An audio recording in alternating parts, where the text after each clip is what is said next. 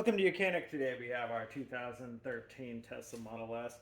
On this vehicle, we're going to go over that process in which you use to be able to drive your vehicle in case your key fob battery is dead.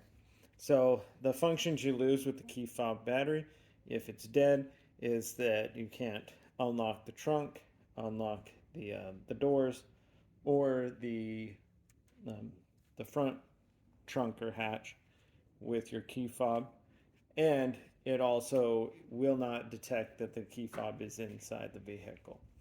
But it does have enough detection to, when you're close to the vehicle, just like it would if the battery, your key fob battery is charged, that you're able to unlock the vehicle to get in. So we come within range of the vehicle, depending on your settings, and we tap the handle, and then it opens up our door. Then we get inside the vehicle. So we've hit the brake where we're ready to get it to come in, and it has the key is not inside the vehicle, unable to drive. So it's telling us that the key is not in the vehicle. We do have it in the vehicle, and our car is off.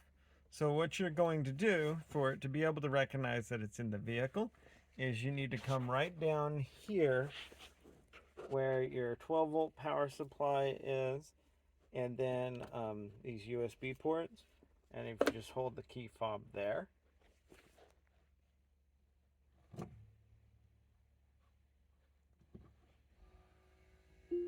and then being able to push on the brake now, and now you can put the key fob on where you like to put it generally, but everything will function, and you'll be able to drive and get where you need to, and then be able to change your key fob battery. But that's how you're able to manually can drive your vehicle. Thanks for watching Mechanic, where you can be the mechanic.